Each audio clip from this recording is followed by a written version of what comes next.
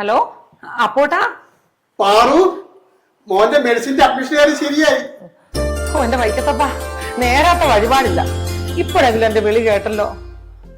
അപ്പോട്ടൻ എവിടാ? ഞാൻ എത്താറായി. എടാ മക്കളെ,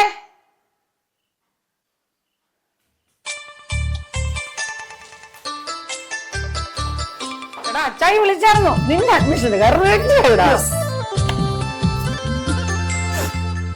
അച്ചായി ഇതെങ്ങനെ ഒപ്പിച്ചമ്മേ? അമ്മേ എനിക്കും ഡോക്ടർ ആകണം. നീ ക്ലാസ് സൂപ്പർ അല്ലേ, നിനക്ക് മെറിറ്റിൽ കിട്ടും ഷുവർ. അണ്ണൻ ഉഴപ്പിട്ടല്ലേ, അതല്ലേ അച്ചായി തെക്കും വടക്കും ഓടേണ്ടി വന്നത്. എടാ അച്ചായി മുന്നോട്ട് വെച്ചുകാൽ തിരിച്ചെടുക്കണമെങ്കിൽ ലക്ഷ്യം കാണണം. അത് അച്ചായെ കൊണ്ട് മാത്രമേ സാധിക്കൂ. ഏത് പ്രതിബന്ധങ്ങളെയും തരണം ചെയ്ത് ലക്ഷ്യസ്ഥാനത്തെത്തും. അത് അച്ചായിയുടെ കഴിവ്. അമ്മയ്ക്ക് എന്ത് കഴിവാമേ ഉള്ളത്? എന്റെ അമ്മ എനിക്ക് വിശ്വസിക്കാൻ പറ്റില്ല കേട്ടാ, എനിക്ക് സീറ്റ് കിട്ടിയെന്ന്. എടാ നീ നന്നായിട്ട് പഠിച്ചോളാം കേട്ടാ, ഇനി നീ ഉഴപ്പരുത്. എടാ അച്ചായി നമുക്ക് അടിപൊളി ചെലവഴിക്കാം കേട്ടാ. നിനക്ക് എന്നാ വേണ്ടേ? എനിക്ക് പറയട്ടെ, എനിക്ക് എന്നാലും മതി, ചെലവഴിക്കണം കേട്ടാ. വരട്ടെ. എടാ അച്ചായി വന്നടാ.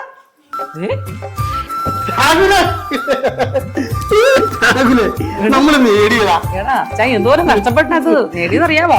എനിക്കും അപ്പൊ നമ്മള് ഇന്ന് നമ്മുടെ സന്തോഷത്തിന്റെ രസമല്ലേ, അടിച്ചു പൊളിക്കണം നമുക്ക്. അങ്ങനെ അഡ്മിഷന്റെ കാര്യം ഉറപ്പായി. സീറ്റ് ഉറപ്പിക്കാവോ? അച്ഛൻ 5 ലക്ഷം അഡ്വാൻസ് കൊടുത്തിട്ടാണ്. നമ്മുടെ പ്രാർത്ഥന ദൈവം കേട്ട്. എത്ര നാളായി എന്റെ പുറകെ നടക്കുന്നു. ശരിയാ. ബാക്കിയുള്ള പ്രൊസീജിയർ എങ്ങനെയാ അച്ചായി?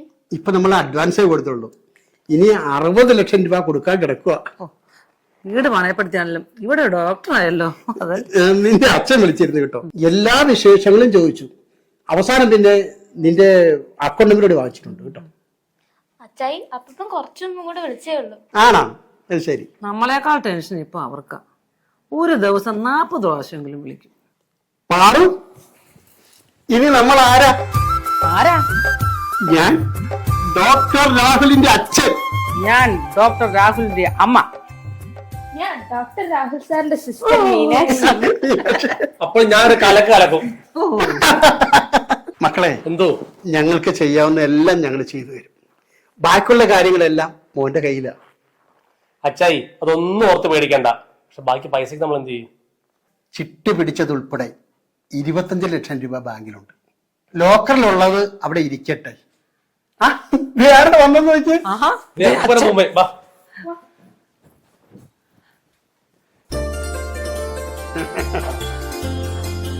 മോനെ, ഭയങ്കര സന്തോഷം. നന്നായിട്ട് പഠിക്കണം കേട്ടോ. എനിക്ക് എന്റെ മക്കളെ കാണാൻ തിടുക്കായി. അമ്മ പഠിക്കുന്നുണ്ടോടി? അവിടെ എപ്പോ പോന്നു? ഞങ്ങള് രാവിലെ ആണോ? നന്നായി പഠിക്കണം കേട്ടോ. രാവിലെ പോന്നിട്ട് എവിടെയായിരുന്നു? മോനെ ഞങ്ങളൊന്ന് ബാങ്കിൽ കേറി, അപ്പൊ അവിടെ നല്ല തിരക്കായിരുന്നു. കളക്ടർ എന്ന് പറഞ്ഞാൽ എന്താന്ന് നോക്കറിയാവോ? ഒരു കളക്ടർ എന്ന് പറഞ്ഞാൽ ഒരു അവളല്ലേലും മിടിക്കല്ലേ.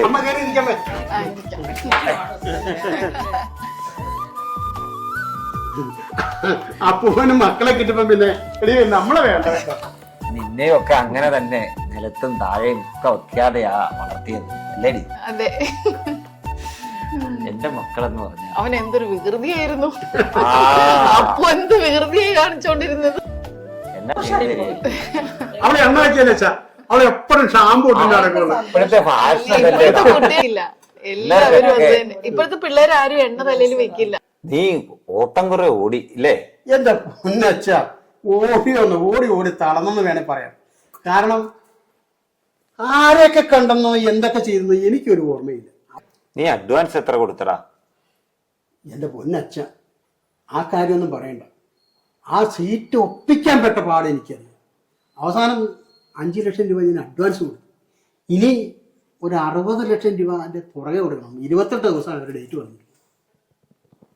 ഒരു MBBS അഡ്മിഷന് 65 ലക്ഷം രൂപ. ചിലപ്പോ ഇപ്പൊ അത് 1 കോടിയൊക്കെ ആണെന്നാ കേൾക്കുന്നത്. എന്റെ അച്ഛ, ഒരു മാസമായിട്ട് ഇവിടെ ഊണുമില്ല ഉറക്കവുമില്ല. ഇപ്പഴാ നമുക്കൊരു ആശ്വാസമായത്.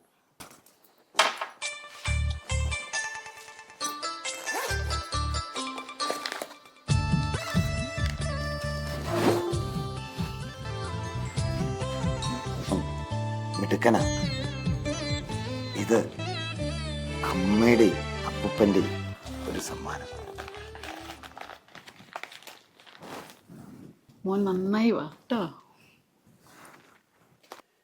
വേണ്ട അച്ഛാ, ഞാനത് എങ്ങനെയെങ്കിലും കൈകാര്യം ചെയ്തോളാം. മോനെ, ഞങ്ങൾ പെൻഷൻ പറ്റിയപ്പോൾ കിട്ടിയതും മറ്റു സമ്പാദ്യം എല്ലാം കൂടി ഉള്ളതാ. ഈ 5 ലക്ഷം രൂപ കൂടാതെ 25 ലക്ഷം രൂപ പാറുവിന്റെ അക്കൗണ്ടിൽ ഇട്ടിട്ടുണ്ട്. ഒരു ഇത്രയില്ല, നിങ്ങൾക്കല്ലാതെ മറ്റാർക്കാടാ ഞാൻ കൊടുക്കാനുള്ളത്. മോന്റെ കാര്യം നടക്കട്ടെ, അതാണ് ആദ്യം. അതെ അച്ഛാ, അപ്പോഴൊക്കെ കുറച്ച് അന്വേഷിച്ചാൽ മതിയല്ലോ. പിന്നെ അവരുടെ ജാതകത്തിലും ഉണ്ട്, അവന് ഡോക്ടർ ആവുന്നു. മക്കളെ, ദൈവനിശ്ചയം പോലെ നടക്കട്ടെ എല്ലാം. അമ്മേ, അച്ഛനിപ്പോ അസുഖമൊന്നും ഇല്ലല്ലോ, നോക്കിക്കോണേ. അച്ഛന് ഒരു കാര്യത്തിന് ഒരു ശ്രദ്ധയില്ല. മോനെ, ദൈവാനുഗ്രഹം കൊണ്ട് ഇപ്പോഴസുഖങ്ങളൊന്നുമില്ല. ഞങ്ങൾ ഇറങ്ങട്ടെ, സമയം ഒരുപാടായി. എടി മോളെ, അപ്പൂപ്പൻ 2 ദിവസം കഴിഞ്ഞ് വരാം കേട്ടോ. അതൊന്നും പറഞ്ഞാൽ പറ്റില്ല. അയ്യോ, വെള്ളം പോലും കുടിച്ചിട്ടില്ലോ, ഊണ് വെച്ചിട്ട് പോയാ മതി. മോളെ, അച്ഛന് സേവാ സംഘത്തിന്റെ കമ്മിറ്റി ഉണ്ട് ഇന്ന്. നല്ല വരവും വെക്കും, കൊള്ളാം കേട്ടോ. ഇതിനും കഴിക്കാതെ. അച്ഛാ, ഊണ് കഴിച്ചിട്ട് പോയച്ചാ. എടാ, എനിക്ക് അത്യാവശ്യമായിട്ടൊരു കമ്മിറ്റി ഉണ്ട്, അതുകൊണ്ടല്ലേ. ഇനി ആകാമല്ലോ. എടി മോളെ, എടി ആ ബാഗിങ് എടുത്തു. എടാ, നന്നായി പഠിക്കണം കേട്ടോ. അവിടെ കൂടെ കൊണ്ടുപോകും. നീ വന്നിട്ടല്ല എന്റെ പൊന്നെ ഇവിടെ കണ്ടെന്നാ ബഹളാന്നറിയോ? മോളെ, അപ്പൂപ്പൻ ഇറങ്ങട്ടെ. അപ്പൊ ഇനി എന്നാ വരുന്നേ? അപ്പൂപ്പൻ എപ്പോഴും വരാല്ലോടി മോളെ, നന്നായി പഠിക്കണം. മക്കളെ, അമ്മ ഞങ്ങൾക്ക് പോയിട്ട് വരട്ടെ കേട്ടോ. നന്നായിട്ട് പഠിക്കണം കേട്ടോ. ഓ.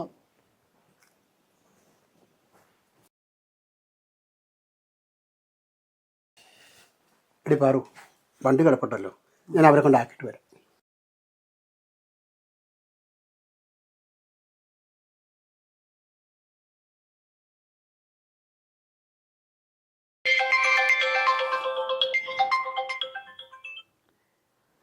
ഹലോ, ആരാ? ഞാൻ അക്ഷയ വിളിക്കുന്നത്. രാഹുലിന്റെ പാസ്പോർട്ടിന് അപേക്ഷിച്ചിരുന്നില്ലേ? ആ, ഒരാഴ്ച. എന്ത് പറ്റി? എന്താ പ്രശ്നം? ഒരു കറക്ഷൻ ഉണ്ടല്ലോ. ആ, പറഞ്ഞോളൂ. ഡേറ്റ് ഓഫ് ബർത്തും ആധാർ നമ്പറും ഒന്നുകൂടി പറയണം. അവന്റെ date of birth 21/8/2002. Aadhaar number 1 minute ഞാൻ നോക്കിക്കോട്ടെ കേട്ടോ. 1818 22 24 16 18 ആണേ നമ്പര്. ശരിയായോ? കിട്ടിയോ? ആ, ശരിയാണ് ശരിയാണ്. ആ, ഓക്കെ. ഇപ്പൊ ഒരു OTP വരും, ആ, അതും കൂടി ഒന്ന് പറഞ്ഞു തരണം. ഓക്കെ.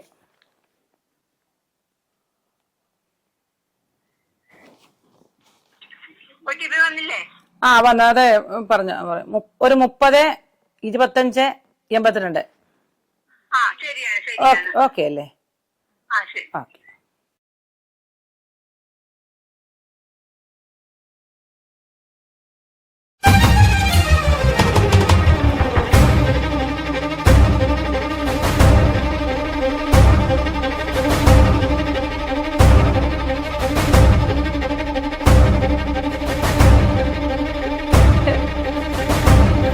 എടാ രാഹുലേ, എടാ രാഹുലേ, ഓടി വാ. പോയടാ. എന്നാ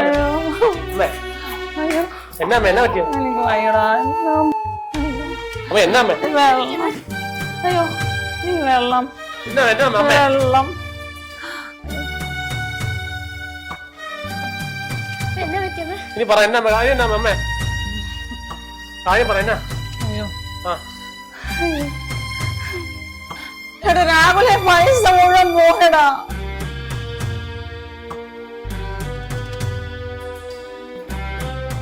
എന്താ രാഹുലേ? എന്ത് പറ്റി? പക്ഷെ പൈസ പോയച്ചായി, നമ്മുടെ പൈസ പോയി. രാഹുലേ, നമ്മുടെ അക്കൗണ്ടിലെ പൈസ മുഴുവൻ പോയടാ. നീ കണ്ടോ? നീ നമ്മൾ എന്നാ ചോദിച്ചായി? ദൈവമേ, എന്ത് ചെയ്യും? സംഭവം ഞാൻ എന്നെ അക്ഷയെന്ന് വിളിച്ചായിരുന്നവര് ഞാൻ ഓരോ OTP പറഞ്ഞു കൊടുത്തു. ദൈവമേ, നീ കരഞ്ഞിട്ടുണ്ടോ കരയണ്ട. നിങ്ങൾ ആരും വിഷമിക്കണ്ട, സംഭവിക്കാനുള്ളതെല്ലാം നമുക്ക് സംഭവിച്ചു കഴിഞ്ഞു. ഇനി നമുക്ക് അടുത്ത മാർഗം എന്താണെന്ന് നോക്കാം.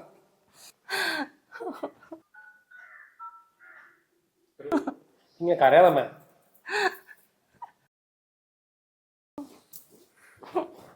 സാറേ, എന്റെ ഈ അക്കൗണ്ടിൽ നിന്ന് കുറച്ച് പൈസ നഷ്ടപ്പെട്ടു.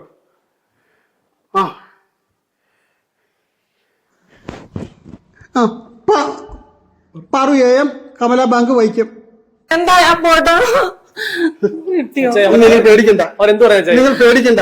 അവര് പറഞ്ഞത് അത് നമുക്ക് ഫ്രീസ് ചെയ്യാൻ നോക്കാന്ന് വിചാരിച്ചു. നമുക്ക് എത്രയും വേഗം ബാങ്ക് മാനേജർ ചെന്നൊന്ന് കാണാം. സാറില്ല.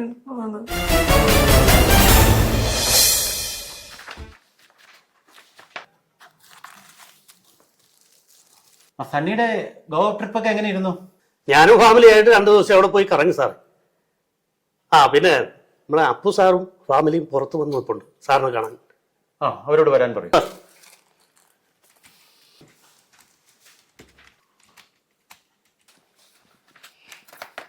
സാർ നമസ്കാരം. എന്തു പറ്റി? ഇവളുടെ അക്കൗണ്ടിൽ നിന്ന് കുറച്ച് പൈസ നഷ്ടപ്പെട്ടു. എങ്ങനെ?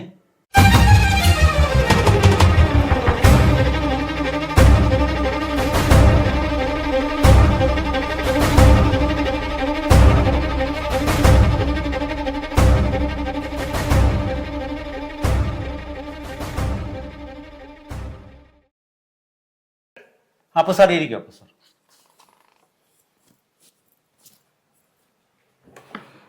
സാറേ, അക്ഷയാന്നാന്ന് പറഞ്ഞോണ്ടാ സാറേ ഞാൻ OTP നമ്പർ പറഞ്ഞു കൊടുത്തത്. എനിക്ക് അറിയത്തില്ലായിരുന്നു സാർ ഇത്രയും ചതിയാവുമെന്ന്. ഇങ്ങനെയുള്ള സന്ദർഭങ്ങളിൽ വളരെ സൂക്ഷിച്ചു വേണം OTP കൈകാര്യം ചെയ്യാൻ. ഓൺലൈൻ തട്ടിപ്പ് എന്ന് പറയുന്ന ഒരു വലിയ ശൃംഖലയാണ്.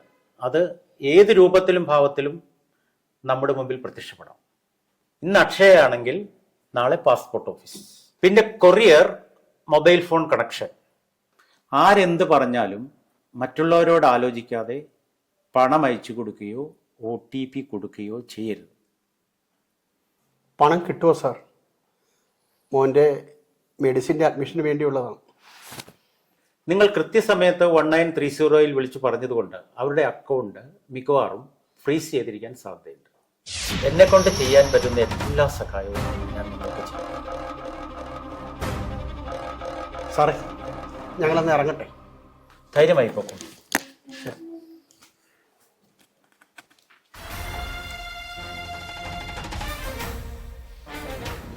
ഇപ്പോൾ ഇവിടെ നിന്ന് പോയത് അപ്പു സാറും ഫാമിലിയുമാണ്. മെഡിസിന് അഡ്മിഷൻ വാങ്ങാൻ വെച്ച തുക അദ്ദേഹത്തിന്റെ ഭാര്യയുടെ അശ്രദ്ധ മൂലം നഷ്ടപ്പെടുകയില്ല.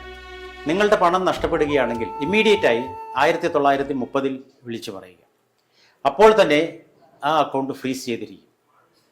ഇനി ആ അക്കൗണ്ടിൽ നിന്ന് വേറെ അക്കൗണ്ടിലേക്ക് മാറ്റുകയാണെങ്കിൽ ആ അക്കൗണ്ടും ഫ്രീസ് ചെയ്തിരിക്കും. സൈബർ ക്രൈം കോർഡിനേഷൻ വിങ്ങിലേക്കാണ് നിങ്ങളുടെ കംപ്ലൈൻറ്റ് ചെല്ലുന്നത്. ഇന്ത്യയിൽ എല്ലായിടത്തും ഇതിന് ആക്സസ് ഉണ്ട്.